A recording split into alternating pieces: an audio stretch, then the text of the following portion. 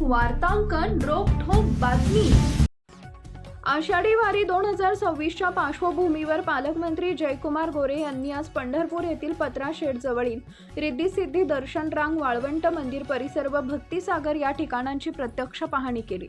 आषाढी वारीच्या सोहळ्यासाठी पंढरपुरात भाविकांची मोठी गर्दी आतापासूनच व्हायला सुरुवात झाली आहे। गर्दीमध्ये व्हीआयपी वाहनांचा ताफा नको म्हणून प्रोटोकॉल बाजूला ठेवून ग्रामविकास मंत्री तथा सोलापूरचे पालकमंत्री जयकुमार गोरे यांनी थेट बुलेटवरून पाहणी केली।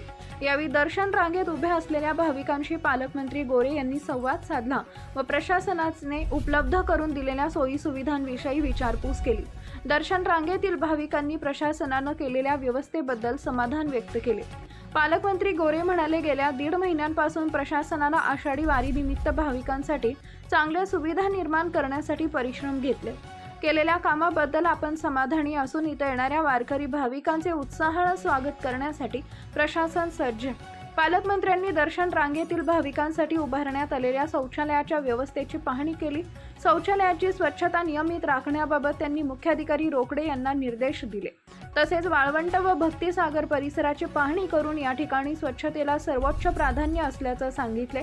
यावेळी त्यांनी स्वच्छता कर्मचाऱ्यांशी संवाद साधून त्यांना आवश्यक सूचना दिल्या।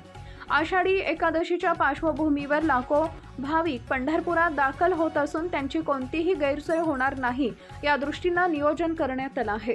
तसेच व्हीआयपी दर्शन बंद झाल्यामुळे 7 ते 8 तास भाविकांना ताटकळत उभे राहण्याचा वेळ कमी असल्याचंही त्यांनी सांगितलंय।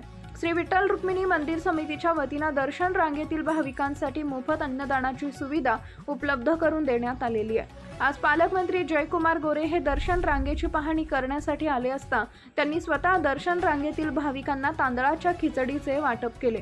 यावेळी जिल्हाधिकारी एस कार्तिकेयन, पोलीस अधीक्षक अतुल कुलकर्णी, जिल्हा परिषदेचे मुख्य कार्यकारी अधिकारी कुशल जैन, अतिरिक्त पोलीस अधीक्षक विजय कबाडे, उपमुख्य कार्यकारी अधिकारी ग्रामपंचायत सूर्यकांत भुजबळ, जिल्हा नियोजन अधिकारी दिलीप पवार, पंढरपूर उपविभागीय अधिकारी सचिन इथापे, मंदिर समितीचे कार्यकारी अधिकारी राजेंद्र शेळके उपस्थित होते।